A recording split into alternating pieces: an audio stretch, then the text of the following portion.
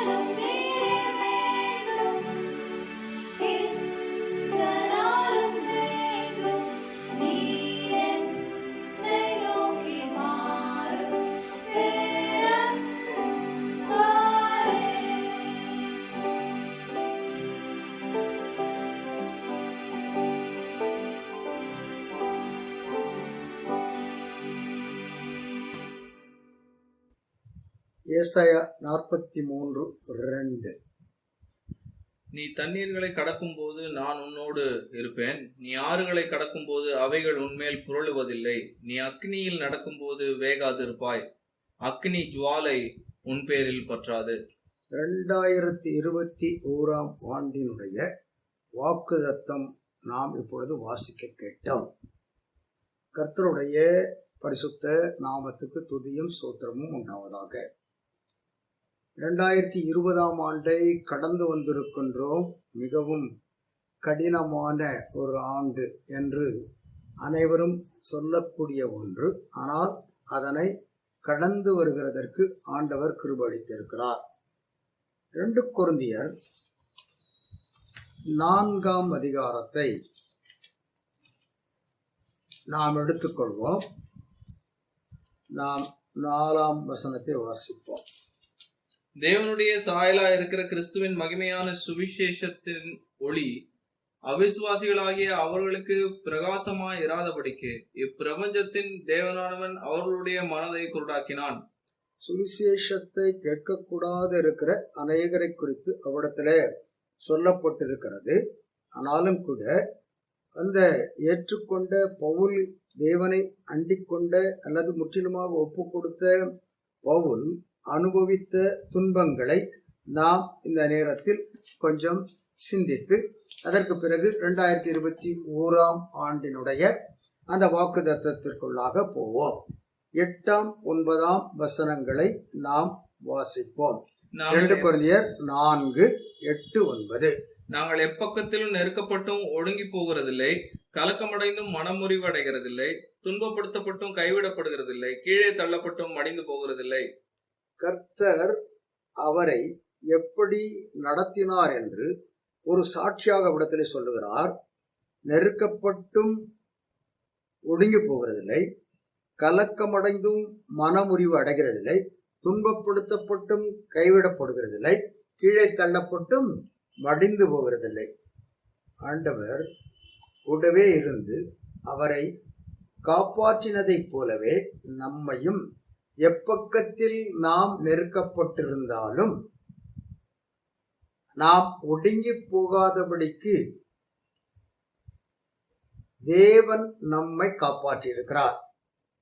எத்தனையோ கலக்கங்கள், ஆனால் மனம் முறிவு அடைவதில்லை, நாம் அடையவில்லை. காரணம், அவர் நம்மை தைரியப்படுத்தி தேற்றியிருக்கிறார். துன்பங்களை அளவிட முடியாதவை, ஆனால் ஒருபோதும் ஆண்டவர் நம்மை கைவிட்டதில்லை. நாம் பல சமயங்களில கீழே தள்ளப்பட்டிருக்கிறோம், ஆனால் மடிந்து போகவில்லை. எல்லாவற்றுக்கும் காரணம் நமது ஆண்டவர் வாக்கு செய்தவர், வாக்கு மாறாதவர், நம்மை அப்படியே நடத்தி இருக்கிறார். அவர் இப்படி பவுல் மறுபடியும் எழுதுகிறார். 16 வசனத்துல 4 அதிகாரத்துல 2 கொரிந்தியர் 4:16. ஆனபடியினாலே நாங்கள் சோர்ந்து போகிறதில்லை, எங்கள் புறமான மனுஷனானது அழிந்தும் உள்ளான மனுஷனானது நாளுக்கு நாள் புதிதாக்கப்படுகிறது. நாளுக்கு நாள் நாம் புதிதாக்கப்பட்டவர்களாக மாற்றி இந்த 2021 ஆண்டில் நம்மை பிரவேசிக்க செய்திருக்கிற நமது ஆண்டவருக்கு துதியை நாம் செலுத்துவோம், நன்றி செலுத்துவோம். இந்த ஏசாயா 43 அதிகாரத்துல 2 வசனத்துல நாம் வாசித்தோம் அல்லவா? அங்கே ஆண்டவர் வாக்கு கொடுக்கிறார். 1 வசனத்திலிருந்து நாம் அதை வாசிப்போம் என்றால் அது மிகச்சரியாக இருக்கும். இப்பொழுதும் யாக்கோபே, உன்னை சிருஷ்டித்தவரும் இஸ்ரவேலே உன்னை உருவாக்கினவருமாகிய கர்த்தர் சொல்லுகிறதாவது, பயப்படாதே, உன்னை மீட்டுக் கொண்டேன், உன்னை பேர் சொல்லி அழைத்தேன், நீ என்னுடையவன். அவர் என்ன சொல்லுகிறார்? நான் உன்னை மீட்டுக் கொண்டிருக்கின்றேன் என்று சொல்கிறார். அவர் மீட்டுக் கொண்டதினால் நாம் அவருடையவர்களாக இருக்கின்றோம். அவருடைய கிருபையினால நாம் மீட்கப்பட்டு அவருக்கு உரியவர்களாக மாற்றப்பட்டிருக்கிறோம். ஒருவேளை யாக்கோபை பற்றி அவ்விடத்துல, யாக்கோபு என்றால் இஸ்ரவேல் மக்கள், அவர்களை பற்றி சொல்லி இருந்தாலும் கூட நம்மையும் கூட ஆண்டவர் மீட்டு கொண்டு நம்மை பெயர் சொல்லி அழைத்து நாம் அவருடையவர்களாக நம்மை மாற்றி இருக்கிறார். ஆகையினால் பயப்படாதே என்று சொல்கிறார். பயப்படாதே என்பது நாம் வேதத்தில் வாசிக்க கூடுமானால் ஒரு நாளைக்கு 1 என்று 365 பயப்படாதே அல்லது 366 பயப்படாதேயும் இருக்கிறது. ஆகையினால் தினம் தினமும் ஆண்டவர் வேதத்தின் மூலமாக பயப்படாமல் இருக்க நம்மை தேற்றிக் கொண்டிருக்கிறார். இந்த ஆண்டினுடைய வாக்குத்தத்தம் என்ன சொல்லுகிறது?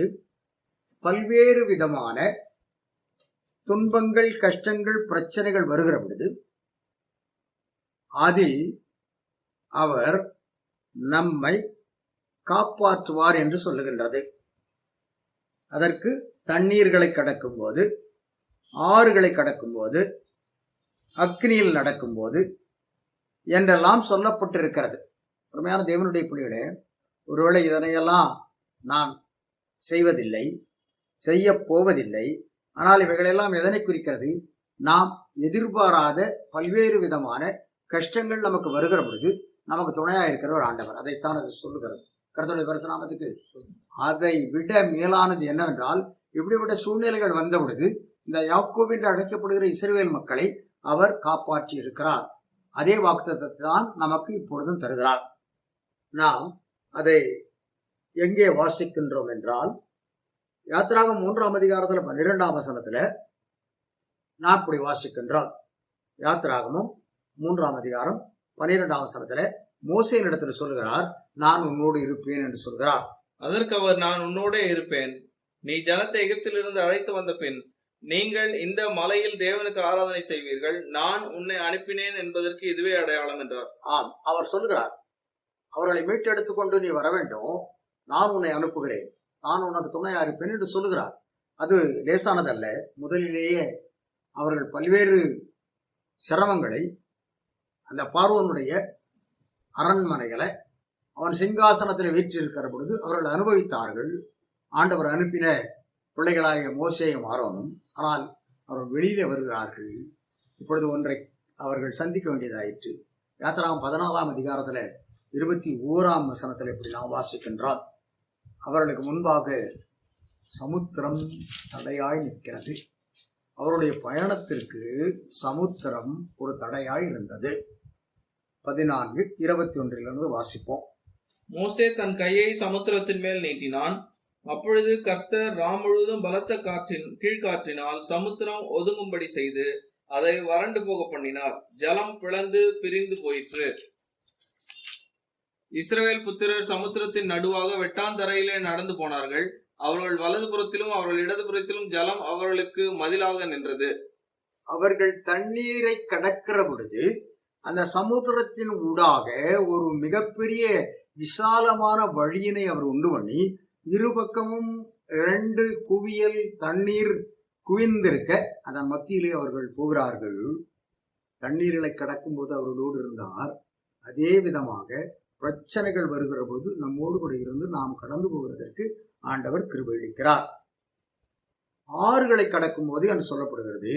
மறுபடியும் அது நாம் எங்கே பார்க்கிறோம் அதனை என்றால், யோர்தான் நதி, புரண்டு வருகிற யோர்தான் நதி மறுபடியும் 2 பிளவாக அது பிளந்த பொழுது அதன் மத்தியிலே இஸ்ரவேல் மக்கள் கடந்து போகிறதற்கு ஆண்டவர் கிருபை அளித்தார். யோசுவா 3ஆம் அதிகாரத்துல 15ஆம் 16ஆம் வசனங்களில் இப்படி வாசிக்கின்றார். யோர்தான் அறுப்பு காலம் முழுவதும் கரை புரண்டு போம். பெட்டியை சுமக்கிற ஆசாரியர்களின் கால்கள் தண்ணீரின் ஓரத்தில் பட்டவுடனே மேலிருந்து ஓடி வருகிற தண்ணீர் நின்று சாத்தான் கடுத்த ஆதாம் ஊர் வரைக்கும் ஒரு குவியலாக குவிந்தது. உப்பு கடல் என்னும் சமனான வெளியின் கடலுக்கு ஓடி வருகிற தண்ணீர் பிரிந்து ஓடிற்று. அப்பொழுது ஜனங்கள் எரிகோவுக்கு எதிரே கடந்து போனார்கள். அவர்கள் கடந்து போனார்கள். ஆறுகளை கடக்கும் போது உன்னோடு இருப்பேன் என்று சொன்னவர் அங்கே ஒரு உண்மை சம்பவத்தை தீர்க்க நன்கு அறிந்திருந்தான். அது மறுபடியும் ஆண்டவருடைய வார்த்தையாக வந்தது. அதைத்தான் இப்பொழுது நமக்கு சொல்கிறார். நீ ஆறுகளை கடக்கிற போது ஆறுகளை போன்ற கடக்க முடியாத ஆழி போல துன்பம் வருகிற பொழுது அதன் மத்தியில கடந்து போகிறதுக்கு ஒரு பாதையை உண்டு பண்ணி அவனை கடக்க செய்கிறவர் தேவன் இயேசு கிறிஸ்து ஆவியானவர். அவர் உன்னோடு இருப்பேன் என்று சொல்லுகிறார். அது புரளாது. 3வது, வேகாதிருக்க நாம் அறிந்த ஒரு சம்பவத்தை வேதத்திலிருந்து வாசிக்கின்றோம். தானியேல் 3ஆம் அதிகாரத்துல 27ஆம் வசனத்துல அந்த 3 வாலிபர்கள் அந்த அக்கினியின் நடுவாக நடக்கிறார்கள். அவர்கள் அங்கே வேகாதிருந்தார்கள். ஆண்டவர் அற்புதங்களை செய்கிறவர். எத்தனையோ பேர் அந்த COVID-19 ஆண்டு கொண்டு இருக்கிற பொழுது நாம் அதான் மத்தியில் தான் போய்கொண்டிருக்கிறோம். ஒப்பிட்டு பாருங்கள். அக்கினியின் நடுவாக போகிறார்கள், அவர்களை ஒன்றும் செய்யவில்லை. இந்த COVID-19 என்ற பயங்கரமான ஒரு தொற்றின் மத்தியில் தான் நாம் எல்லாரும் கடந்து போயிருக்கின்றோம், கடந்தும் வந்திருக்கின்றோம். இனியும் அப்படித்தான் கடக்கப் போகின்றோம். அது நம்மை வேக வைக்கப் போகிறதில்லை. அதுதான் உறுதியான ஒரு வாக்குத்தத்தம். அங்கே நிகழ்ந்தது, இனியும் அது நிகழும். அக்கினி ஜுவாலை பற்றாது என்பதாக நாம் வாசிக்கிறோம். தானியேல் 3ஆம் அதிகாரம் 27ஆம் வசனம். தேசாதிபதிகளும் அதிகாரிகளும் தலைவரும் ராஜாவின் மந்திரிகளும் கூடி வந்து அந்த புருஷருடைய சரீரங்களின் மேல் அக்கினி பலம் செய்யாமலும் அவருடைய தலைமுறையில் கருகாமலும் அவருடைய சால்வைகள் சேதப்படாமலும் அக்கினியின் மனம் அவர்களிடத்தில் வீசாமலும் இருந்ததை கண்டார்கள். நேபுகாத்நேச்சார் அந்த எரிகிற அக்கினியை அவனுடைய உக்கர கோபத்தினாலே 7 மடங்கு அதிகமாக்கினான். கிட்டே போனவர்களை எல்லாம் அந்த ஜுவாலை பற்றிட்டு, ஆனால் உள்ளே விழுந்தவர்களை வேக வைக்கவில்லை. ஏசாயாவினுடைய இந்த வாக்குத்தத்தம் சொல்லுகிறது, அக்கினி ஜுவாலை உன் பேரில் பற்றான். பக்கத்தில் இருக்கிறவர்களை பற்ற வைக்கும். பக்கத்தில் இருக்கிறவர்கள் வெந்து போவார்கள், ஆனால் நீ வேக மாட்டாய். தானியேல் 3ஆம் அதிகாரம் 22ஆம் வசனம். ராஜாவின் கட்டளை கடுமையா இருந்தபடியினாலும் சூளை மிகவும் சூடாக்கப்பட்டு இருந்தபடியினாலும் அக்னி ஜுவாலையானது சாத்ராக், மேஷாக், ஆபேத்நேகோ என்பவர்களை தூக்கி கொண்டு போன புருஷரை கொன்று போட்டது. அது கொன்று போட்டது. தூக்கி கொண்டு போனவர்களை கொன்று போட்டது. கொஞ்சம் யோசிப்போம். அருகில் இருக்கிறவர்கள் இந்த ஜுவாலையினாலே வேதனை அடைகிறார். அவர்கள் மேல் பற்றுகிறது. ஆனால் ஆண்டவர் நம்மை காப்பாற்றி இருக்கிறார். கர்த்தருடைய பரிசுத்த நாமத்துக்கு ஸ்தோத்திரம். ஹல்லேலூயா. ஆம், அவர் நம்மை இன்றைக்கும் காப்பாற்றி கொண்டிருக்கிறார். அதுதான் 2021ஆம் ஆண்டுக்கான வாக்குத்தத்தமும் கூட. அவர் கூட இருக்கிறார். எதுவும் நம்மையிலே புரண்டு வராது, வேகப் போகிறதில்லை, அது பற்றவும் பற்றாது. ஆண்டவர் தப்புவிக்கிறார். அவர் ஆபத்தில் நம்மோடு கூட இருக்கிறவர். 46ஆம் சங்கீதத்துல 1ஆம் வசனத்திலிருந்து 3ஆம் வசனம் வரையில இப்படி வாசிக்கின்றார். இங்கே சங்கீதக்காரன் அழகாக பாடுவார். அவர் எப்பொழுது நமக்கு அடைக்கலமாயிருக்கிறாராம். வாசிப்போம். தேவன் நமக்கு அடைக்கலமும் பலனும் ஆபத்து காலத்தில் அனுகூலமான துணையுமானவர். ஆகையால் பூமி நிலை மாறினாலும் மலைகள் நடு சமுத்திரத்தில் சாய்ந்து போனாலும் அதன் ஜலங்கள் கொந்தளித்து பொங்கி அதன் பெருக்கினால் பர்வதங்கள் அதிர்ந்தாலும் நாம் பயப்படும். ஆண்டவர் நம்மோடு கூட இருக்கிறார். மறுபடியும் பவுல் சொல்லுவார் 2 கொரிந்தியர் 1ஆம் அதிகாரத்துல என்ன சொல்லுகிறார் என்றால், ஆண்டவர் தப்புவிக்கிறவர் என்று சொல்லுகிறார். 2 கொரிந்தியர் 1ஆம் அதிகாரம் 10ஆம் வசனம். அவர் தப்புவித்தவர், தப்புவிக்கிறவர், அவர் தப்புவித்தவர் என்பதாக நாம் வாசிக்கின்றோம். 2 கொரிந்தியர் 1ஆம் அதிகாரம் 10ஆம் வசனம். 9, 10 வாசிக்கலாம். 2 கொரிந்தியர் 1ஆம் அதிகாரம் 9, 10 வசனங்கள். நாங்கள் எங்கள் மேல் நம்பிக்கையாயிராமல் மரித்தோரை எழுப்புகிற தேவன் மேல் நம்பிக்கையாய் இருக்கத்தக்கதாக மரணம் வரும் என்று நாங்கள் எங்களுக்குள்ளே நிச்சயித்திருந்தோம். அப்படிப்பட்ட மரணத்தினின்றும் அவர் எங்களை தப்புவித்தார், இப்பொழுதும் தப்புவிக்கிறார், இன்னும் தப்புவிப்பார் என்று அவரை நம்பி இருக்கிறோம். நாமத்துக்கு அதுதான் வாக்குத்தத்தம். அல்லேலூயா. அவர் என்ன செய்திருக்கிறார்? அவர் நம்மை தப்புவித்தார். அவர் இன்று நம்மை தப்புவிக்கிறார். நாளை அவர் தப்புவிப்பார் என்று நம்பி இருக்கின்றோம். இந்த வாக்குத்தத்த நிறைவான ஆசீர்வாதங்களை இவ்வாண்டில் உங்களுக்கு தருவாராக, கிடைப்பதாக. அவருடைய அருளால் அனைவரும் இந்த வாக்குத்தத்தத்தின் ஆசீர்வாதத்தை முழுமையாக பெற்றுக் கொடுக்கிறதற்கு அவருடைய வார்த்தைகளை நாம் நம்புவோம். கர்த்தர் உங்களை வாண்டில் நடத்துவாராக. தேவ கிருபை தங்கியிருக்கட்டும். ஜெபம் செய்வோம். எங்கள் பரிசுத்தமுள்ள நல்ல பிதாவே, இந்த நல்ல நாளுக்காக நாம் நன்றி செலுத்துகிறோம். 2020 நாங்கள் ஆரம்பிக்கிற பொழுது நாங்கள் பெரும் சந்ததியாய் பெருகுவோம் என்றுதான் ஆரம்பித்தோம். இடையிலே நாங்கள் பல்வேறு பிரச்சனைகளை, கஷ்டங்களை, துன்பங்களை கர்த்தாவே நாங்கள் சந்தித்தோம். பல சமயங்களில எங்களுக்கு உண்ண ஆகாரம் இருந்ததா என்று கூட பல சமயங்களிலே தயங்க வேண்டியதாயிற்று. எங்களுக்கு மிகவும் நெருக்கமான அநேகர் 2020 கர்த்தாவே எங்களை விட்டு பிரிந்து போயிருக்கிறார்கள். நானும் உடைய கிருபை எங்கள் பேரில் இருந்து கர்த்தாவே புதிய ஆண்டை காணுகிறதற்கு நீ அளித்த கிருபைக்காக நன்றி செலுத்துகிறோம். இப்பொழுது கூட இருக்கிறேன் என்று சொல்லி இருக்கிறேன்.